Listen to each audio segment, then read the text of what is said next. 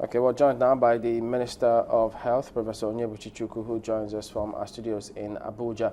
Morning, and thank you for joining us today. Well, there was a lot of surprise and shock in many quarters yesterday when afterward they heard you address the press conference about the Nigerian doctor who had tested positive on this Ebola. Could you start by telling us, well, what is new about this now? Because afterwards, after they heard that, the first question that came to mind was, wait a minute, I mean, the first night that or the first day that they attended to the patient, when they didn't know that it was Ebola, what could have happened? Could you tell us something about that? Well, thank you very much. Good morning. Well, normally in this business, we don't like to speculate. We'll probably have to wait until we have investigated. You can even see that in other countries and in other situations, health workers, even when all precautions supposedly have been taken, sometimes could still get infected. So you only need one single breach in the procedures to really be at risk. So we wouldn't speculate, we'll look into it, but all over the world, it's known that health workers are the most vulnerable when it comes to viral hemorrhagic fevers, of which Ebola is one of them. Okay, could you tell us now, if you could recap for those who might have also missed the news, you did address the press conference, a female doctor. Do we just have one case, or are there two, or do we have more people who have shown some symptoms? What is the status of this one now? Well, you will recall that I had informed the nation that altogether we have placed 70 primary contacts of the index case. The index case is the imported case, which of course now is history. The man passed on. So 70 persons are currently under active surveillance. But because what we normally do is once you begin to show any symptom, no matter how mild, we then quarantine you. We now have 8 persons under quarantine in Lagos. So what has happened is that we had investigated, if you recall, sometime last week I did report that 2 of the health workers who had fever were tested for Ebola virus disease and they came out negative. So it's a continuous process. So in this case, this has turned out positive, and that's why we say we've been able to confirm the second case of Ebola virus disease in Nigeria, but the first one in a Nigerian here in Nigeria. So that is the situation, but also some other health workers have symptoms. It's just that the result has not been have not been notified of the results, but so yesterday their samples were being tested in the laboratory. So we are maintaining that surveillance, and in terms of contact tracing, the harder part of the job is actually following up on the secondary contacts, and then the third degree contact. It's a lot of work involved, but the government is determined to carry on. One of the things that comes to mind is that when this disease, first of all, was mentioned in Guinea, Sierra Leone, and Liberia, there was a meeting of health ministers across West Africa in Ghana, in Accra. But people will still wonder what was the outcome of that particular meeting, and how come it did not result in things that could, have prevented its spread to other countries? Well, that meeting, Nigeria participated in the meeting in Accra, Ghana.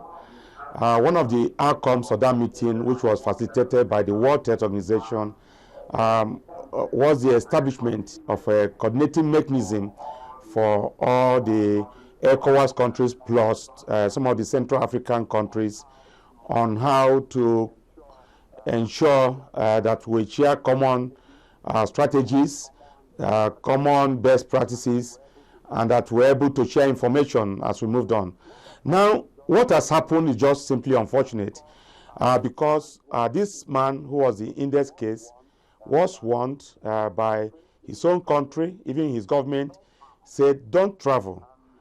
And how he ended up traveling and not disclosing full information to those who were asking. Even on the hospital bed, he was still denying.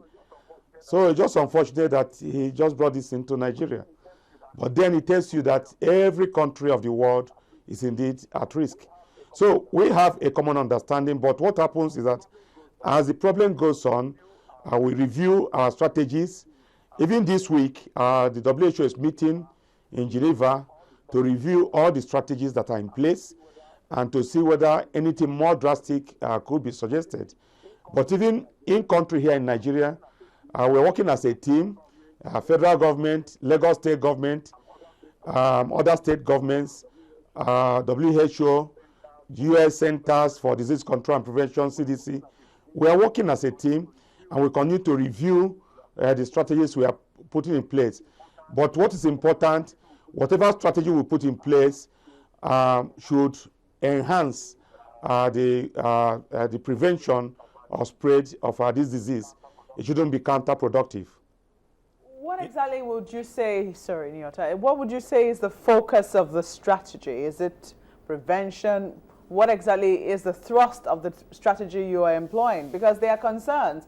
A lot of people say that the focus seems to be more on, travel by air and, entry through the airports. There are also concerns as to what goes on in our land borders.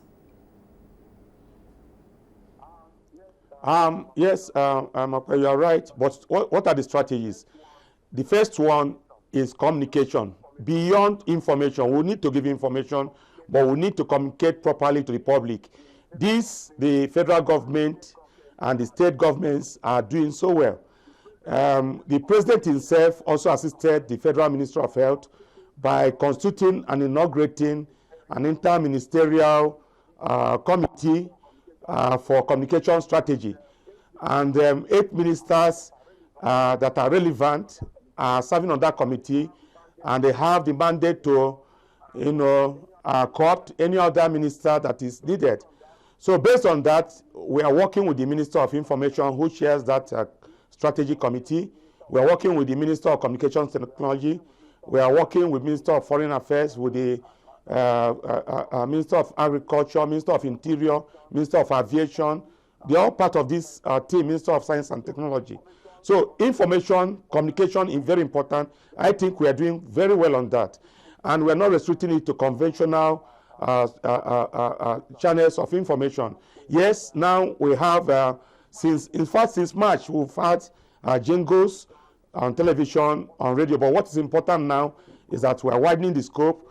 The private media houses are coming onto it, even ready now to sponsor this free of charge. Although what I've not seen on channels is to see the scroll of our website, which we have announced, www.ebolaalert.org. Now, that is an interactive website. You get information, but you can also complain, you can send information, you can ask questions, you can make suggestions. It's interactive. Now, we have a toll-free telephone number for the populace, very dedicated, 0800 Ebola help, 0800 Ebola help. That is available. We have opened accounts on Facebook. We've opened accounts on Twitter. These are all mechanisms. We have email dedicated for communication. But the Federal Ministry of Information is also helping out with grassroots communication strategy. They have the structures in place in every state of the Federation. So we're going to use the information officers to try and reach the grassroots. We're going to have meetings and encourage the faith-based organizations to understand what the disease is and explain to their congregation. So we are communicating, we are talking to the media regularly. Press conferences will be a regular feature, and we want to be as open as is necessary and as is possible, and we are communicating very well. Now, what are the other things? Diagnosis. Now, we have expanded the facilities for diagnosis in this country. I have been in touch with our development partner, and they seem to be impressed with what we have in the country, but I think we can still upscale. Now, the other strategy is the border, which you rightly mentioned. We are working on the border. If you go to semi-border, you find that passengers are being screened. Even we are also using infrared handheld equipment to dictate any rise in temperature.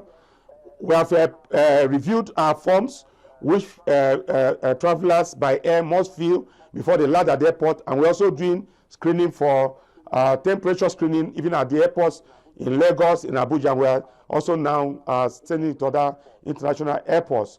Now, just 2 days ago, through the appropriate ministers, we directed customs to ensure that nobody brings any corpse from any of these other countries that are affected.